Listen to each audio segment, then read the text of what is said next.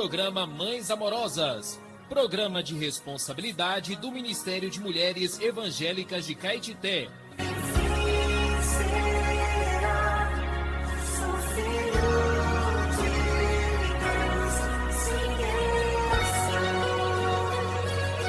Queridas irmãs em Cristo, está iniciando o programa Mães Amorosas, o Ministério de Mulheres da Igreja em Caetité. Este programa é feito com muito amor e carinho, especialmente para você. Queridas irmãs, amadas ouvintes do programa Mães Amorosas, bom dia. Hoje, 29 de junho, vamos desfrutar de mais provérbios. Não é bom ser parcial com o perverso para torcer o direito contra os justos. Provérbios capítulo 18, versículo 5. Temos como título, Deus não faz acepção de pessoas. Diariamente assistimos a tantas cenas de maldade e de perversidade que acabam por nos causar certa revolta e sensação de impunidade. Torcemos para ver logo os malfeitores sendo punidos à altura. Essa sensação de querer fazer justiça com as próprias mãos pode-se torcer o direito e prejudicar os justos. A base do reino de Deus é a justiça, por isso o seu reino é inabalável. Ele é o Deus grande, poderoso e temível, que não faz acepção de pessoas, nem aceita suborno. Deuteronômio, capítulo 10, versículo 17. Porque quem faz acepção de pessoas comete pecado, será arguido pela lei como transgressor. Tiago, capítulo 2, versículo 9. Deus julga sem acepção de pessoas, segundo as obras de cada um. Por isso devemos portar-nos com temor enquanto vivermos na terra. 1 Pedro 1,17. Por essa razão, na casa de Deus devemos também aplicar a justiça sem acepção de pessoas. Nunca julgar ninguém pela aparência e muito menos pela condição social. Tudo deve ser feito sem prevenção, nada fazemos com parcialidade. 1 Timóteo 5:21. É a Cristo que estamos servindo, pois aquele que faz injustiça receberá em troco a injustiça feita. E nisso não há acepção de pessoas. Colossenses 3:25. A liderança na igreja não deve torcer a justiça, não se fará a acepção de pessoas, nem se tomará o suborno sob qualquer forma.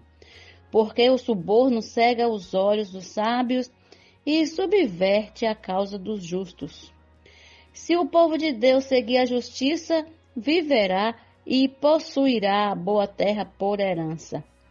Deuteronômio, capítulo 16, versículos 19 e 20. Bom dia, até amanhã com mais provérbios.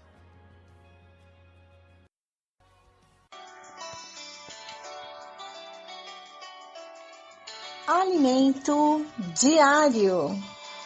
Série Vida e Edificação. Autoria Pedro Dong. Leitura Valéria Helena Marques. Levantar antes de qualquer outra coisa. Faça uma respiração da vida.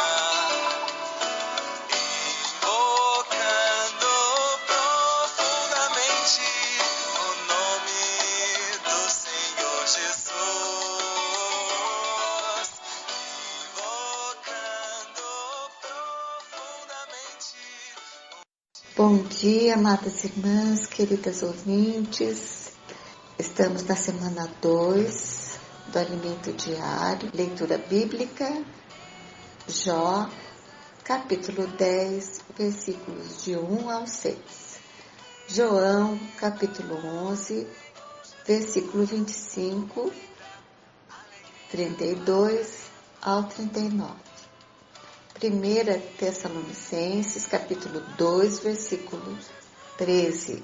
Hebreus, capítulo 4, versículo 15. Lê com oração. Qual a suprema grandeza do seu poder para com os que cremos, segundo a eficácia da força do seu poder, o qual exerceu ele em Cristo, ressuscitando-o dentre os mortos e fazendo-o sentar à sua direita nos lugares celestiais. Efésios, capítulo 1, versículos 19 e 20.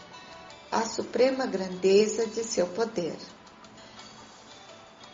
A ressurreição de Lázaro nos ensina que não devemos duvidar do poder da palavra de Deus para realizar coisas impossíveis. Não há impossível para Deus. O livro de Efésios relata sobre a suprema grandeza de seu poder. Capítulo 1, versículos 19 e 20. Dizer que o poder é grande já é forte, mas dizer que o poder de Deus é sobremaneira grande é algo ainda mais significativo, pois foi Deus quem criou todas as coisas. Com sua palavra, formou o universo a partir do nada. Deus quer utilizar esse poder hoje em nossa vida e na igreja para fazer sua obra acontecer. Deus deseja agir, mas precisa que acionemos seu poder pela fé, pelo crer. Depois disso, os milagres acontecem. Nossos adolescentes têm experimentado esse poder. Quando saem para pregar o Evangelho, perguntando, posso orar por você? Milagres acontecem nas ruas. Isso acontece porque eles creem com simplicidade. Os adultos têm mais dificuldade de crer. Sejamos simples e acionemos o poder de Deus, crendo que a palavra que temos ouvido provém dele. 1 Tessalonicenses, capítulo 2, versículo 13. Ao se encontrar com Jesus, Maria repetiu as mesmas palavras de Marta. Quando Maria chegou ao lugar onde estava Jesus, ao vê-lo, lançou-se-lhe aos pés, dizendo, Senhor, se estiveras aqui, meu irmão não teria morrido. Jesus, vendo a chorar, e bem assim os judeus que a acompanhavam, agitou-se no espírito e comoveu-se e perguntou, onde o sepultastes? Eles lhe responderam, Senhor, vem e vê. Jesus chorou. Então disseram os judeus, vede quanto o amava. João, capítulo 11, versículo 32 ao 36. A humanidade de Jesus é admirável. Ele se compadecia das multidões que estavam aflitas e exaustas. E naquele momento compadeceu-se de Maria e Marta e das pessoas que ali estavam. Por isso ele se comoveu e também chorou. Jesus também chora, porque se compadece de nossa situação. Lembremos-nos de que Jesus foi tentado à nossa semelhança como homem e conhece nossas fraquezas. Hebreus, capítulo 4, versículo 15. Não pensemos que pelo fato de Deus, Jesus, não entende nossa situação. Certa vez, Jó reclamou para Deus dizendo, tens tu olhos de carne? São os teus dias como os dias do mortal? Jó, capítulo 10, versículo 4 e 5. Mas Jesus se tornou um homem, portanto, podemos ter certeza de que ele conhece nosso sofrimento e se compadece de nós quando sofremos. É por isso que, ao ver as pessoas chorarem pela morte de Lázaro, Jesus se agitou no espírito e se comoveu. Na verdade, todos culpavam Jesus pela morte de Lázaro, dizendo que, se ele tivesse chegado antes, evitaria a morte do amigo. Mas alguns objetaram. Não podia ele, que abriu os olhos ao cego, fazer que este não morresse? Jesus, agitando-se novamente em si mesmo, encaminhou-se para o túmulo. Era este uma gruta, a cuja entrada tinham posto uma pedra. Então ordenou Jesus: tirai a pedra. Disse-lhe Marta, irmã do morto: Senhor, já cheira mal, porque já é de 4 dias. João capítulo 11, versículo 37 a 39. Marta continuava incrédula quanto à ressurreição e disse ao Senhor para não retirar a pedra, pois já cheirava mal. É como se dissesse: o que vai adiantar tirar a pedra se ele já está morto e até já cheira mal? Ninguém consegue fazer esse milagre. Como Lázaro vai voltar à vida se seu corpo já está decompondo-se? Como restaurar à vida os músculos, o sistema nervoso e os órgãos internos dele? O poder de Deus é muito maior do que imaginamos. Não conseguimos conceber como é possível um corpo já em decomposição ser restaurado à vida. Só mesmo Deus pode fazer isso. João capítulo 11, versículo 25. Por isso não creiamos em nossa lógica, nem tentemos fazer a obra de Deus por meio de nossa sabedoria. Não façamos a obra de Deus baseados em nossa linguagem persuasiva, de sabedoria humana. Não. O que precisamos é da palavra, pois nela está o poder de Deus, que é acionado quando cremos. Se continuarmos a crer na palavra com simplicidade, obedecendo a ela e praticando-a, coisas extraordinárias continuarão a acontecer e traremos o Senhor de volta. O Senhor é capaz de fazer isso porque sua palavra é que faz a obra. Bom dia, irmãs. Até amanhã, se assim o Senhor nos permitir.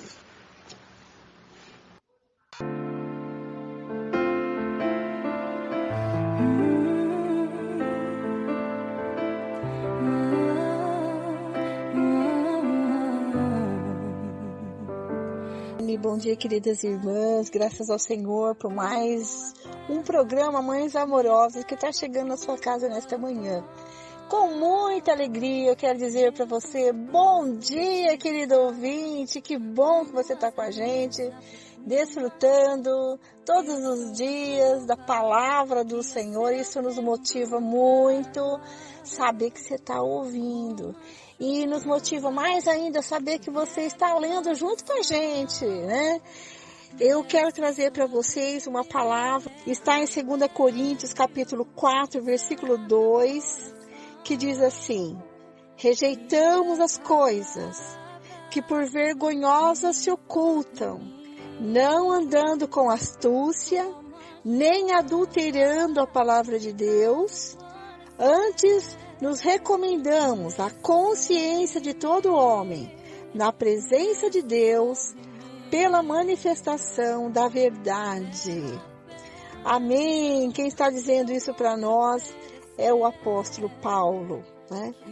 Ele rejeita todas as coisas vergonhosas que as pessoas fazem ocultamente, rejeita também as que estão agindo com astúcia, adulterando a palavra de Deus.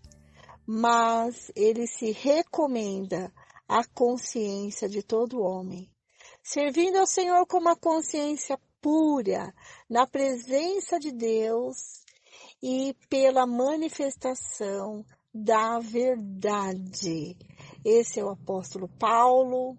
Essa também deve ser a nossa postura diante de todas as pessoas, termos uma consciência tranquila, vivendo na presença de Deus e rejeitando todas as coisas vergonhosas, né?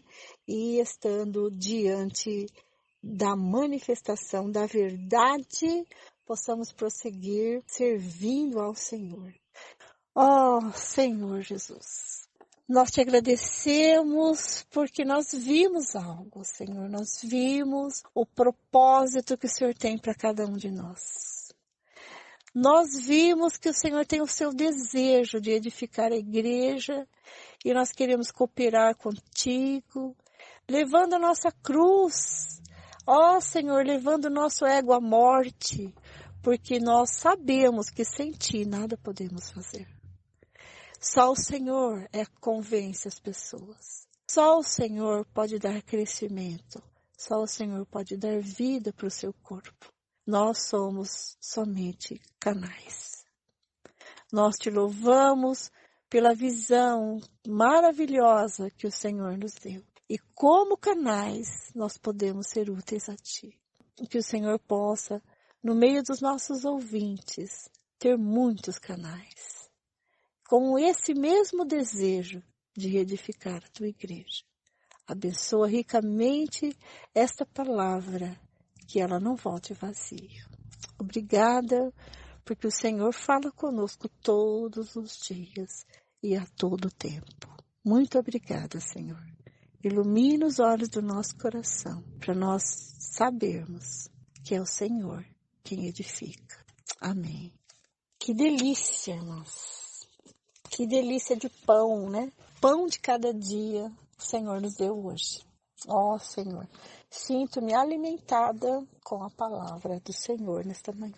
E vamos continuar comendo, né, desse pão vivo que desceu do céu. E a palavra de Deus, que é a Bíblia, que é a verdade, tem que entrar em nós, irmãos. Porque ela é viva e eficaz.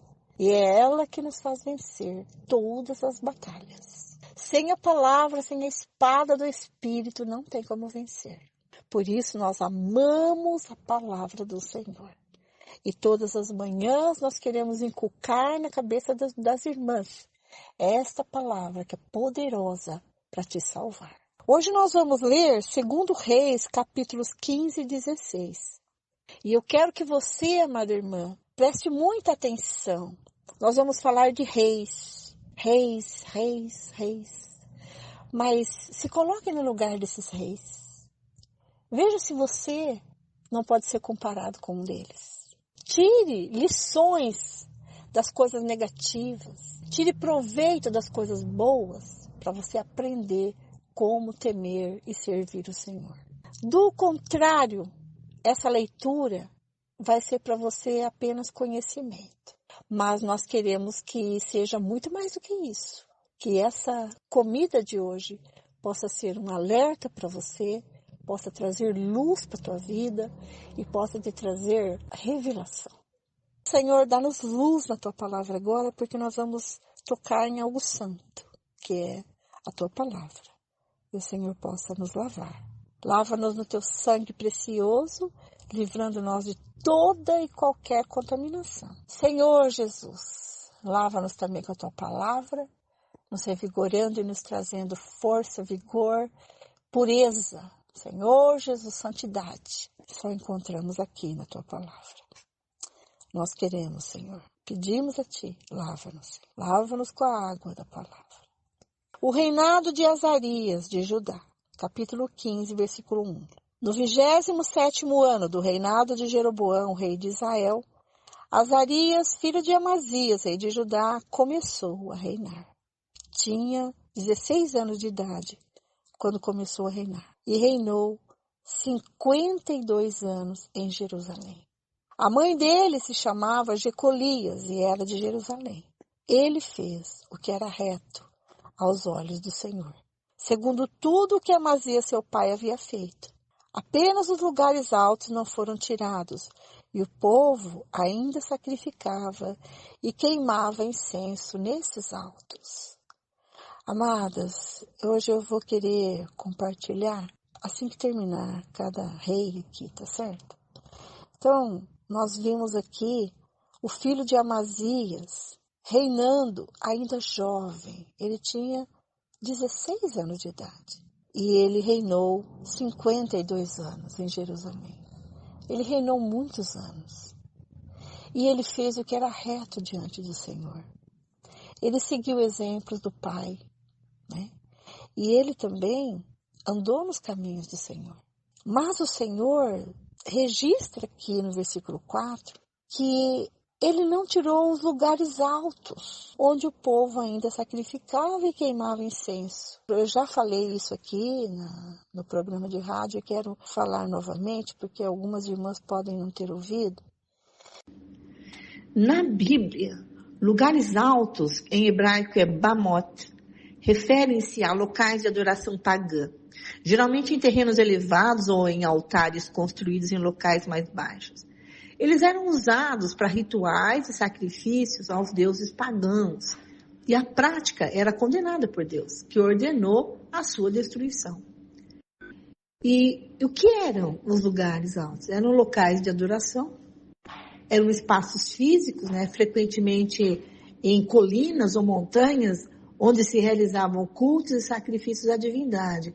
Era um lugar também de idolatria. Os lugares altos estavam associados à adoração de ídolos, prática condenada. Eles eram locais onde se ofereciam sacrifícios, incluindo sacrifícios de animais e, em alguns casos, sacrifícios humanos também. A prática de adorar em lugares altos era comum entre os povos vizinhos de Israel, como os cananeus, e se tornou um problema para a fé do povo de Deus. E a Bíblia condena esses lugares, Então Deus ordenou a destruição desses lugares altos e proibiu sua adoração, que estava associada à idolatria e afastamento da verdadeira adoração, Só que o povo de Israel frequentemente recorria aos lugares altos, mesmo após a conquista da Terra Prometida, mostrando a sua tendência prática idólatras. A vontade de Deus é que não tivesse esses lugares, mas eles achavam uma coisa boa, então eles deixavam, certo? Ó Senhor Jesus! Por isso que às vezes a gente faz uma coisa boa achando que está agradando o Senhor e não está, Então, hoje, irmãs, é a mesma coisa. Onde você deve adorar o Senhor? É no seu espírito. Este é o lugar que você deve adorar. É o único lugar que você deve adorar, é no espírito. Amém? O próprio Jesus falou isso para nós em João 4:24. Vem a hora, já chegou, em que os verdadeiros adoradores adorarão o Pai. Aonde? Em espírito e em verdade. Então, este é o lugar de adoração. Amém, irmãs? Azarias é atacado de lepra. Versículo 5. O Senhor feriu o rei e ele ficou leproso até o dia da sua morte. E morava numa casa separada. Jotão, filho do rei, era responsável pelo palácio e governava o povo da terra. Quanto aos demais atos de Azarias e a tudo que fez, não está tudo escrito no livro da história dos reis de Judá? Azarias morreu e foi sepultado no túmulo de seus pais, na cidade de Davi, e Jotão, seu filho, reinou em seu lugar. O reinado de Zacarias de Israel. Então agora nós vamos ver Azarias reinou em Judá. Agora nós vamos ver o reinado de Zacarias em Israel. No 38º ano do reinado de Azarias, rei de Judá, Zacarias, filho de Jeroboão, reinou sobre Israel em Samaria durante 6 meses. Fez o que era mal aos olhos do Senhor, como tinham feito seus pais. Não se afastou dos pecados de Jeroboão, filho de Nebate, que este levou Israel a cometer. Salum, filho de Jabes, conspirou contra ele, atacou-o diante do povo, matou-o e reinou em seu lugar. Quanto aos demais atos de Zacarias, está tudo escrito no livro da história dos reis de Israel. Esta foi a palavra que o Senhor falou a Jeú. Os seus filhos, até a 4ª geração, se assentarão no trono de Israel. E assim aconteceu.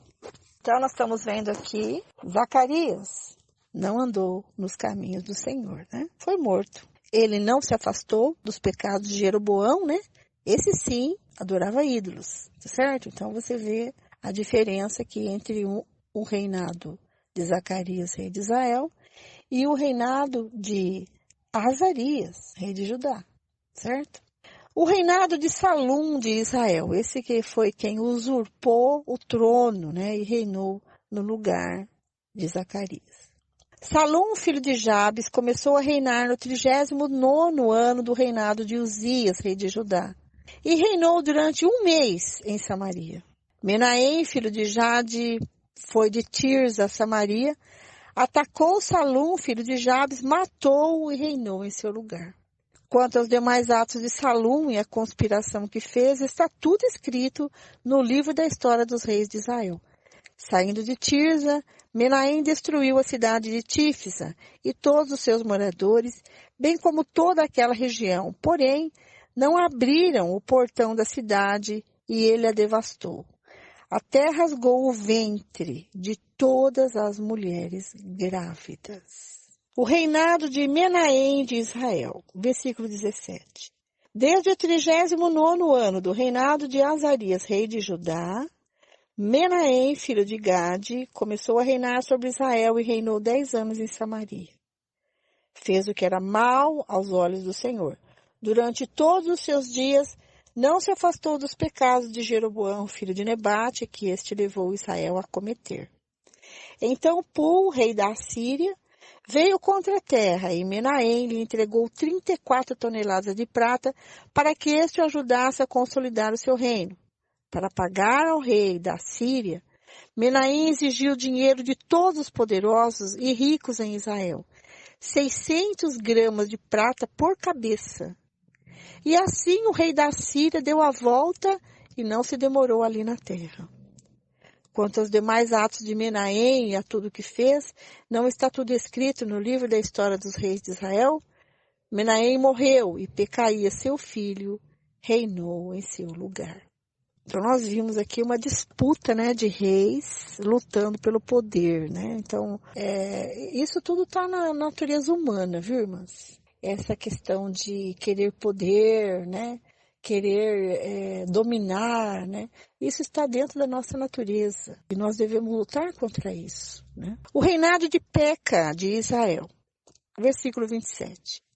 No 52º ano do reinado de Azarias, rei de Judá, Peca, filho de Remalias, começou a reinar e reinou sobre Israel em Samaria 20 anos. Fez o que era mal aos olhos do Senhor. Não se afastou dos pecados de Jeroboão, filho de Nebate, que este levou Israel a cometer. Portanto, ele não se afastou da idolatria, certo? Versículo 29. Nos dias de Peca, rei de Israel, Tiglat-Pileser, rei da Assíria, veio e conquistou Ijon, Abel-Bet, Maaca, Janoa, Quedes, Azor, as regiões de Gileade e da Galileia, toda a terra de Naftali, e levou os seus habitantes para a Assíria. Então, foi uma derrota muito grande para Israel aí, perdendo a guerra para a Assíria.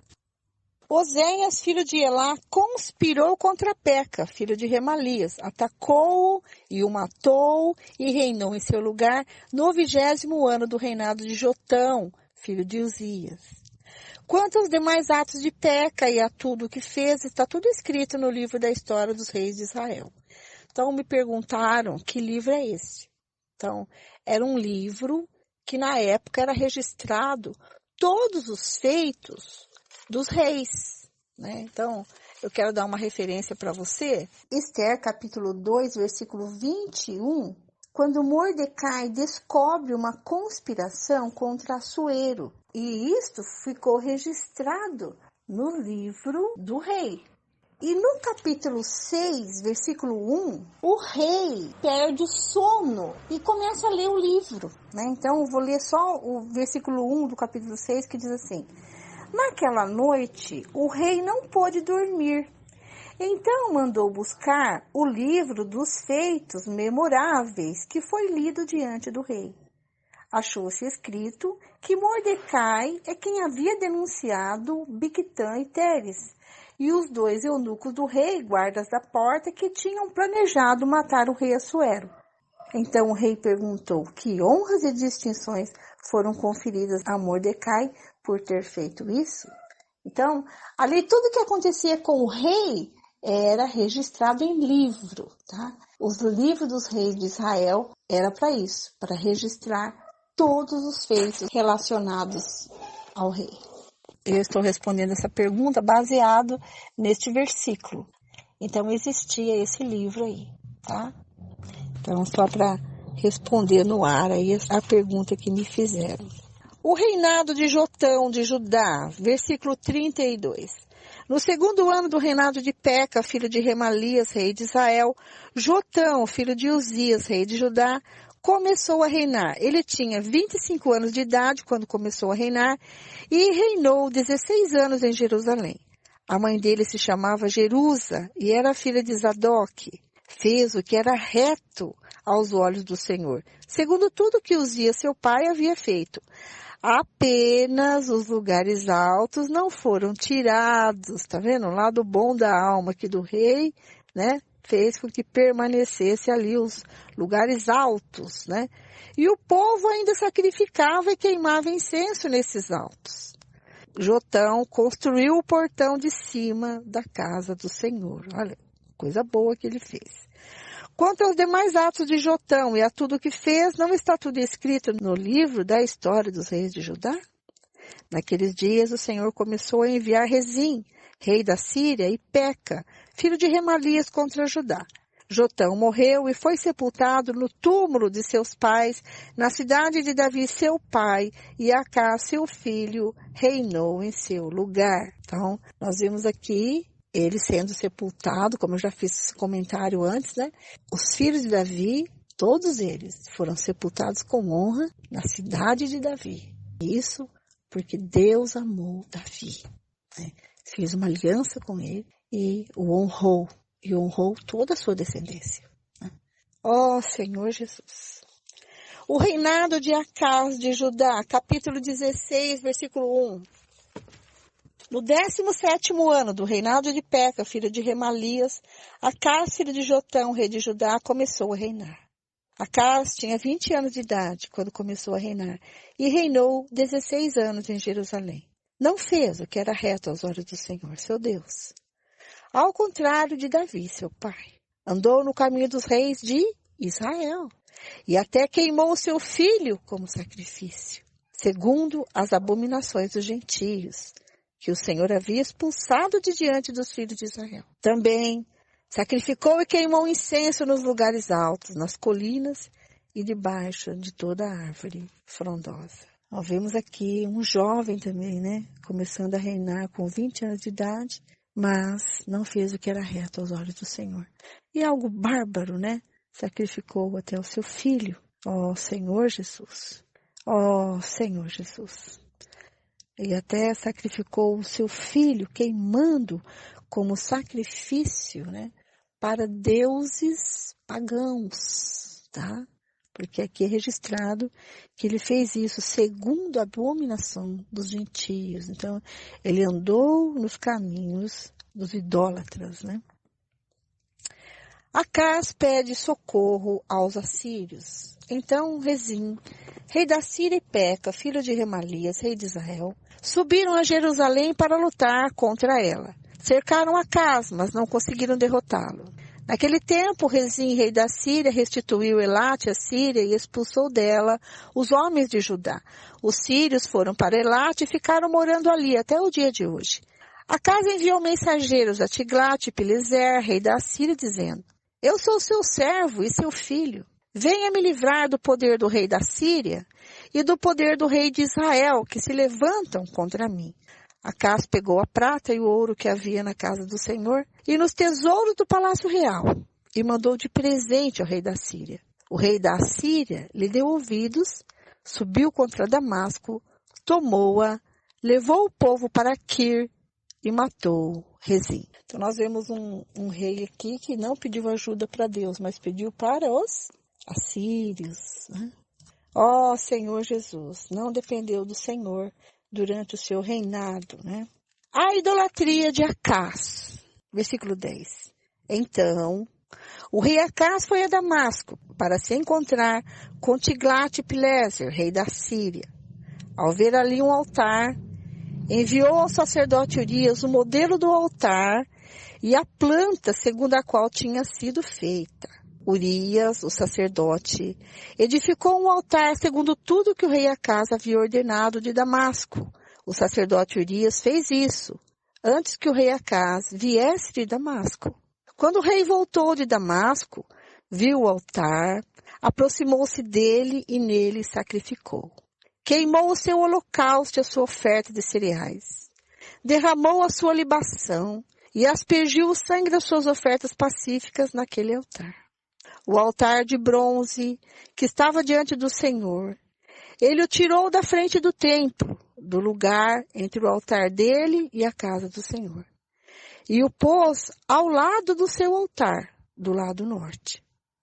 O rei Acás também ordenou ao sacerdote Urias, dizendo: use este altar grande para o holocausto da manhã, para a oferta de cereais da tarde, para o holocausto do rei e a sua oferta de cereais, e para o holocausto de todo o povo da terra, a sua oferta de cereais e as suas libações. Todo o sangue dos holocaustos e todo o sangue dos sacrifícios você deve aspergir nele, mas o altar de bronze ficará para a minha deliberação posterior. E o sacerdote Urias fez tudo como o rei Acás lhe havia ordenado. O rei Acás cortou os painéis dos suportes e tirou as pias que estavam em cima deles. Pegou também um mar de fundição e o tirou de sobre os touros de bronze que estavam debaixo dele, e o pôs sobre um pavimento de pedra. Também, por causa do rei da Assíria, retirou da casa do Senhor a estrutura coberta para uso no sábado, que tinha sido construída no templo, e a entrada real pelo lado de fora. A morte de Acás. Versículo 19. Quanto aos demais atos de Acás e ao que fez, não está tudo escrito no livro da história dos reis de Judá? Acás morreu e foi sepultado junto a seus pais, na cidade de Davi, e Ezequias, seu filho, reinou em seu lugar.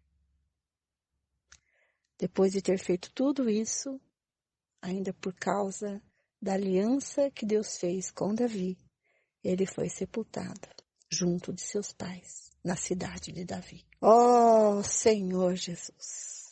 Ó Senhor Jesus! Muitas são as suas misericórdias. Muitas são as suas compaixões, mas o Senhor também é justo.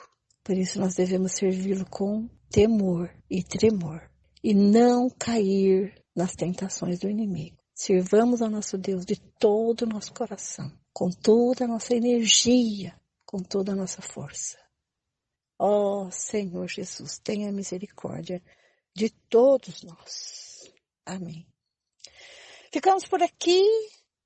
Continuem com a irmã Lene, que dá continuidade à leitura bíblica, trazendo para a gente Salmos, Provérbios e o livro de Atos dos Apóstolos. Deus abençoe vocês, irmãs. Até amanhã. Bom dia, irmãs.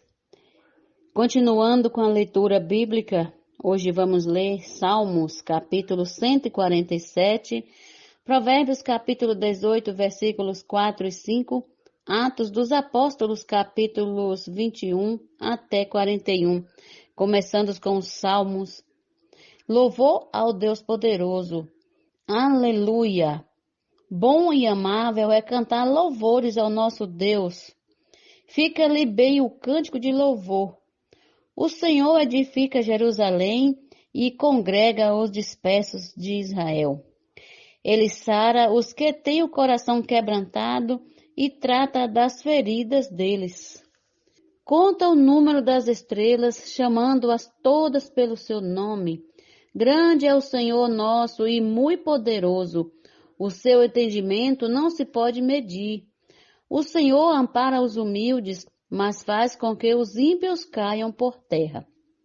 Cantem ao Senhor com ações de graças. Ao som da harpa, cantem louvores ao nosso Deus, que cobre de nuvens o céu, prepara a chuva para a terra, faz brotar nos montes a erva e dá o alimento aos animais e aos filhos dos corvos quando clamam. Não faz caso da força do cavalo, nem se compraz nos músculos do guerreiro. O Senhor se agrada dos que o temem e dos que esperam na sua misericórdia. Louve o Senhor, ó Jerusalém. Louve o seu Deus, ó Sião. pois ele reforçou as trancas dos seus portões e abençoou os que habitam dentro de suas muralhas. Estabeleceu a paz em seu território e farta você com o melhor do trigo. Ele envia as suas ordens à terra e sua palavra corre velozmente. Faz cair a neve como lã e espalha a geada como cinza. Faz cair o seu gelo como se fosse migalhas. Quem pode resistir ao seu frio? Manda a sua palavra e o gelo se derrete. Faz soprar o vento e as águas correm. Anuncia a sua palavra a Jacó, as suas leis e os seus preceitos a Israel. Não fez assim com nenhuma outra nação. Todas ignoram os seus preceitos. Aleluia! Agora, Provérbios, capítulo 18, versículos 4 e 5. As palavras de uma pessoa são águas profundas, e a fonte da sabedoria é um ribeiro que transborda. Não é bom ser parcial com os ímpios para torcer o direito contra os justos. Atos dos Apóstolos, capítulo 19, versículos 21 até 41. Paulo envia Timóteo e Erasto para a Macedônia. Depois destas coisas, Paulo resolveu no seu espírito ir a Jerusalém, passando pela Macedônia e Acaia. Ele dizia: depois de passar por Jerusalém, preciso ir também a Roma. Tendo enviado a Macedônia 2 daqueles que o ajudavam, a saber, Timóteo e Erasto, permaneceu algum tempo na província da Ásia. Por esse tempo houve grande tumulto em Éfeso por causa do caminho, pois um ourives chamado Demétrio, que fazia modelos de prata do templo de Diana e que dava muito lucro aos artífices, convocando-os juntamente com outros do mesmo ofício, disse-lhes: Senhores, vocês sabem que a nossa prosperidade vem desse ofício. E agora vocês estão vendo e ouvindo que não só em Éfeso, mas em quase toda a província da Ásia, este Paulo tem persuadido e desencaminhado muita gente, afirmando que os deuses feitos por mãos humanas não são deuses de verdade. Não somente há o perigo que o nosso negócio caia em descrédito, como também de que o próprio templo da grande deusa Diana seja considerado sem valor e que até venha a ser destruída a majestade daquela que toda a província da Ásia e o mundo adoram. Ouvindo isto, ficaram furiosos e começaram a gritar: Grande é a deusa dos Efésios. A confusão se espalhou pela cidade e todos juntos foram correndo para o teatro, arrastando consigo os macedônios Gaio e Aristarco, companheiros de Paulo. Quando Paulo quis apresentar-se ao povo, os discípulos não o permitiram. Também alguma autoridade da província, que eram amigos de Paulo, mandaram um recado pedindo que ele não se arriscasse indo ao teatro. Uns, pois, gritavam de uma forma, outros de outra, porque a assembleia tinha virado uma confusão. E, na sua maior parte, nem sabiam por que motivo estavam reunidos. Então tiraram Alexandre do meio da multidão e os judeus o empurraram para a frente. Este, acenando com a mão, queria falar ao povo. Quando, porém, reconheceram que ele era judeu, todos a uma voz gritaram durante quase 2 horas: Grande é a Diana dos Efésios. O escrivão da cidade, tendo apaziguado o povo, disse: Senhores Efésios, Quem não sabe que a cidade de Éfeso é a guardiã do templo da grande Diana e da imagem que caiu do céu? Ora, não podendo isso ser contestado, convém que vocês se mantenham calmos e não façam nada de forma precipitada, porque estes homens que vocês trouxeram para cá não profanaram o templo, nem blasfemam contra a nossa deusa. Portanto, se Demétrios e os artífices que o acompanham têm alguma queixa contra alguém, saibam que existem os tribunais e os procônsules que se acusem uns aos outros ali. Mas, se vocês estão pleiteando alguma outra coisa, isso será decidido em assembleia regular. Porque também corremos o risco de sermos hoje acusados de revolta, não havendo motivo algum que possamos alegar para justificar este ajuntamento. E, havendo dito isso, dissolveu a Assembleia. Até amanhã com mais uma leitura bíblica diária. Bom dia! Este é o quadro Em Tudo Uma Lição. Sempre existe algo que podemos aprender com Taíka Saleb. Já estamos no tempo do fim. O que fazer neste período? Título de hoje: As três facetas da igreja. Terceira, guerreira. Recebam com carinho, Taíka Saleb. A igreja é o guerreiro coletivo de Deus. A igreja não somente é a noiva de Cristo ou a família de Deus. É dela o encargo de lutar contra o inimigo de Deus. Sim, a igreja está aqui para acolher as pessoas, mas também está aqui para atacar o inimigo de Deus. Enquanto estiver na terra, não pode manter-se na defensiva. Precisa lutar e dominar as esferas do ar, da terra e dos mares. Desde o princípio, Deus ordenou que, como guerreiro coletivo, a igreja ataque o reino do inimigo e prevaleça. Temos de admitir que o reino do inimigo tem estendido suas estacas por falta de uma postura mais ofensiva da igreja. Os líderes precisam reunir suas crianças, jovens e adultos e declarar guerra contra Satanás. O coração de Deus precisa ser satisfeito.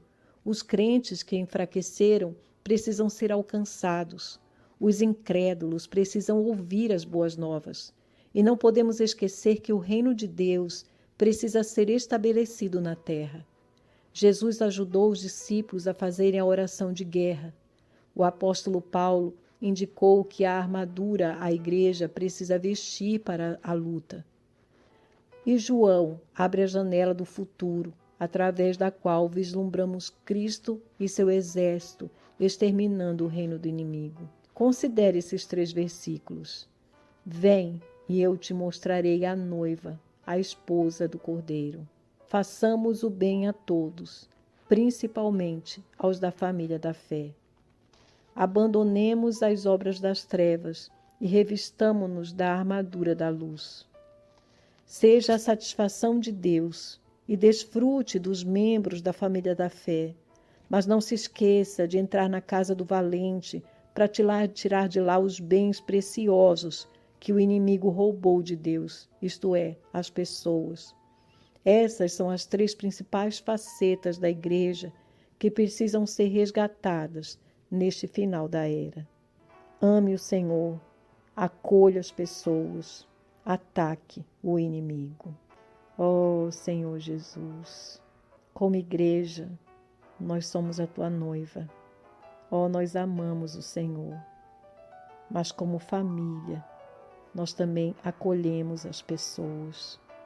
Fomos colocados nesse desfrute, nessa vida de comunhão, mas também como guerreira, nós atacamos o inimigo. Nós lutamos por ti nessa terra. Obrigada, Senhor, porque somos um contigo. Somos a tua igreja nessa terra. Ó Senhor Jesus. Esse texto foi extraído do livro Já Estamos no Tempo do Fim. Somos mulheres de oração. Posso orar por você? Estamos recebendo no nosso programa nossa querida irmã Isa. Seja bem-vinda, amada irmã. Bom dia, amadas ouvintes, amadas irmãs, irmãos. Desejo a vocês um bom dia. Eu quero convidar vocês para orar comigo nesta manhã. Jesus é o nosso Senhor. Ó Senhor Jesus, amém. Senhor Jesus, amém. Senhor Jesus, obrigada, Senhor, por mais um dia que me concede, pelo pão de cada dia, por morrer na cruz, salvar nosso pecado, derramar teu sangue precioso. Ó Senhor, acampe seus anjos no mundo inteiro, no Brasil, nos estrangeiros, nos lugares onde há guerras, enchentes. Vai, Senhor, até o Rio Grande do Sul. Abençoa todas as famílias, todas as pessoas, todos os animais. Abençoa suas casas, Senhor. Os familiares daquele pessoal lá no Rio Grande do Sul, Senhor. Acampe seus anjos, Senhor. Ó, Senhor Jesus, vai diante, Senhor. Coloca a mão, Senhor, de todas os ouvintes, todas as irmãs, os irmãos, seus familiares, suas casas, seus casamentos, a saúde, seus filhos, seus trabalhos, seus inventários, nossa cidade de Caetité, região e municípios. Ó Senhor Jesus, todos os lavradores, todos os comerciantes, todos os governantes, todos os estudantes, todos os jovens, adolescentes, todas as criancinhas, todos os idosos, abrigo, casarão, casa de apoio, delegacia, albergues, todos os orfanatos, todos os moradores de rua, todas as pessoas desamparadas, todos estão desabrigadas. Ó Senhor Jesus, todos os hospitais, todos os UPA, todas as clínicas, posto de saúde, casa de saúde, secretaria de saúde, todas as UTI, todas as CTI. Ó Senhor Jesus, vai diante, Senhor, eu oro hoje, Senhor, pelas pessoas que estão internadas, estão isoladas, estão entubadas, todos que estão no leito dos hospitais, no corredor esperando uma vaga, todos estão à espera de um transplante, à espera de uma doação de sangue, Senhor. Ó Senhor Jesus, vai diante, Senhor. Ó Senhor Jesus, eu oro, Senhor, para todas as pessoas que estão acamadas em cima da cama, suas casas, as pessoas que cuidam também, Senhor Jesus. Ó Senhor Jesus, eu peço para todos os processos, todas as audiências, todas as perícias, Senhor Jesus, todos os currículos, vai diante das pessoas, Senhor. Abençoa todos que levantam cedo para ir para os seus trabalhos, abençoa os seus saídas, abençoa os seus retornos, abençoa também aqueles que não têm um trabalho, que está à procura, vai diante, Senhor, um emprego para cada pessoa que está precisando, Senhor. Abençoa minha família, abençoa minha casa, abençoa meus filhos. Obrigada pelas minhas orações. Abençoa minhas orações. Obrigada pela tua palavra. Ó Senhor Jesus, amém. Senhor Jesus, chegando no final do nosso programa, agradecendo a sua companhia, a sua audiência. E amanhã estaremos aqui no mesmo horário. Deus abençoe a vocês. E até amanhã, se assim o Pai nos permitir. Amém.